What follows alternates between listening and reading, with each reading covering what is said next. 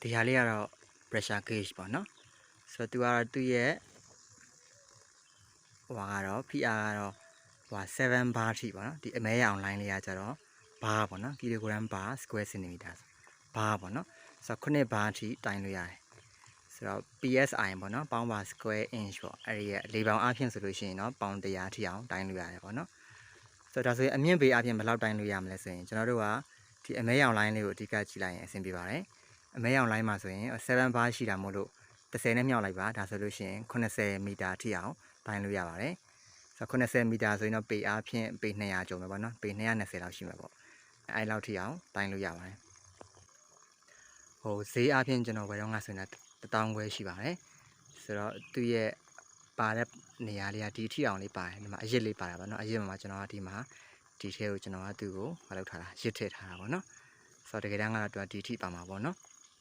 ်ကျွန်တော်တို့တွေကဒီရဲ့ဟိုနေရာတစ်ခုရဲ့အမြင့်ကိုတိုင်းနေတယ်ဆိုရင်ဒီရေဖိအားကိုတုံးပြီးတော့တိုင်းလို့ရတယ်ပေါ့နော်ဆိုတော့ဒီမှာဆိုရင်ကျွန်တော်တို့ကအခုဒီမှာဆို0ပေါ့နော်0ဆိုတာဒါကတော့ဘာမှချိတ်ဆက်မထားလို့သူ့ရဲ့တန်ဖိုးတွေကဒါလေရုဖိအားရဲ့တန်ကိုပဲခံနေရမှာလို့0ပဲပြထားတယ်ကျွန်တော်တို့သူ့ကိုရေပိုက်နဲ့ဆွတ်ပြီးတော့မှဟိုအမြင့်တနေရာတစ်ခုကိုဆွဲချလိုက်မယ်ဆိုရင်တော့ဒီလေပေါင်လေးကတက်လာမယ်ပေါ့နော်ထားပါတော့ကျွန်တော်တို့ဒီခု0ကနေပြီးတော့မှဟိုဒီလက်တန်လေးကဒီ1ထိအောင်တက်သွားပြီဆိုလို့ရှိရင်တော့သူ့ရဲ့ PR ကျတော့1 bar ပေါ့နော်1 bar တက်တယ်ဆိုရင်သူ့ရဲ့အမြင့်အားဖြင့်ကဘယ်လောက်ရှိမလဲဆိုရင်30နဲ့မြောက်ပေးရပါမယ်1ဆိုတဲ့အခါ30နဲ့မြောက်လိုက်ရင်30မီတာရမယ်ရ30မီတာဆိုရင်ပေအားဖြင့်ဆိုရင်ဟိုလောက်ပေါ့နော်32ပေပို့ပို့လေးရှိမယ်ပေါ့နော်33ပေလောက်ရှိမယ်ပေါ့ဆိုတော့တကယ်လို့သူ့ရဲ့ဘားက1.5 ဘားရှိတယ်ဆိုလို့ရှိရင်လည်းအဲ့လိုပဲသူ့ကို30နဲ့မြောက်လိုက်ရင်15မီတာရှိမယ်15မီတာဆိုလို့ရှိရင်တော့ပေ90လောက်ရှိမယ်ပေါ့ဒါဆိုကျွန်တော်တို့ကဟိုဘယ်နေရာမှာရှိတဲ့ဟိုပါနော်ဟိုအမြင့်ကိုဆိုကျွန်တော်တိုင်းနေတာဆိုလို့ရှိရင်ဒါမျိုးဒီရဲ့ pressure gauge နဲ့ရေကိုတုံးပြီးတော့မှတိုင်းနေဆိုလို့ရှိရင်အလွယ်တကူတိုင်းလို့ရပါတယ်အရန်မြင့်လို့ကျွန်တော်တို့မတိုင်းနိုင်ဘူးဆိုရင်တော့ခွဲပြီးတော့တိုင်းလို့ရတယ်ပေါ့နော်ကိုတင့်တော်တဲ့လောက်နိုင်တဲ့လောက်ကိုခွဲပြီးတော့တိုင်းလို့ရပါတယ်ဒါဆိုရှင်ကျွန်တော်လက်တွေ့စမ်းပြီးတော့မှတိုင်းကြည့်အောင်ဒီကတော့ဒါကျွန်တော်တို့ channel မှာရှိတယ်ဟောပေါ့နော်ရေဦးကနေပြီးတော့မှရေယူထားတဲ့ရေကန်ပေါ့နော်ဒီရေကန်ကနေပြီးတော့ကျွန်တော်ကဟိုအောက်ကိုပိုက်တွေဆင်းပါပေါ့နော်တွေဆင်းတဲ့အခါမှာကျွန်တော်ကအမြင့်ဘယ်လောက်ရှိလဲသိချင်တယ်ဆိုရင်ဟိုဒီရေကန်နဲ့ကျွန်တော်ဟိုးရဲ့ပိုက်အပြားလေးထောင်ထားတဲ့နားပေါ့နော်အဲ့နားလေးကိုကျွန်တော်ကအမြင့်တိုင်းနေတယ်ပေါ့ဆိုတော့ဒီနှစ်ခုကိုရှင်းလိုက်မယ်ဆိုရင်ဒီရေကန်ရဲ့ level ဒီအဲ့ပိုက်ရဲ့ level နဲ့ကမတိမ်မြင်းလေးပဲပြပိုက်ကန်မှာနည်းနည်းလေးပို့ပြီးတော့မြင့်ကျင်တဲ့ပုံပေါ်တယ်ပေါ့နော်ဒီဘက်ကရေကန်ဖြစ်တယ်ဒီဘက်ချမ်းကကြတော့ပိုက်ကန်မှာနည်းနည်းလေးပိုမြင့်ကျင်တဲ့ပုံစံလေးပဲတို့နှစ်ခုကတော့မတိမ်မရင်လေးပေါ့နော်ဆိုတော့ကျွန်တော်တို့သူ့ကိုဒီရဲ့ရေဖိအားကိုတုံးပြီးတော့မှအမြင့်ကိုတိုင်းကြည့်မယ်ပေါ့နော်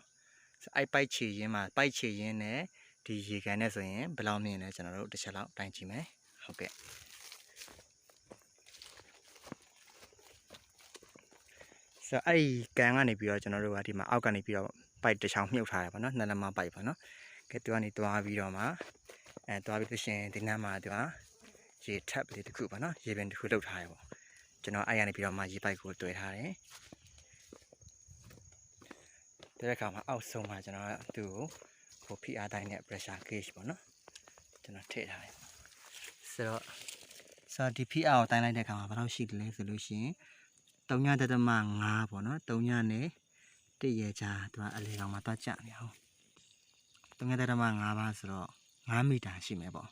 ဆိုတော့ဒီရဲ့တစ်ခုဒီနေရာနေပြီးတော့မှဟိုစောကဒီရေကန်ရဲ့ကြားတွေကအမြင့်က5မီတာရှိတယ်ပေါ့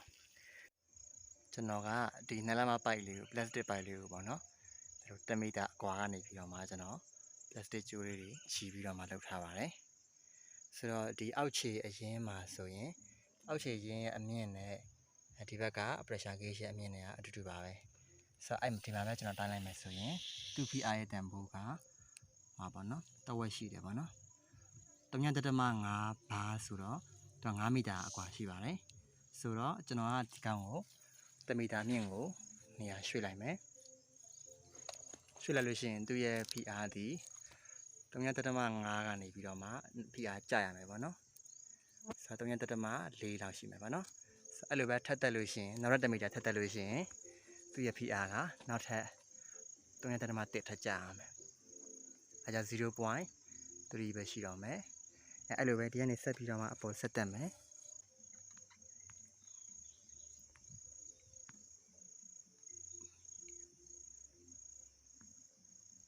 သူဆိုလို့ရှိရင်တော့ PR ကတော်တော်လေးကိုနေတော့ပါပြီဟုတ်ကဲ့ဒါလို့ဆိုလို့ရှိရင်တော့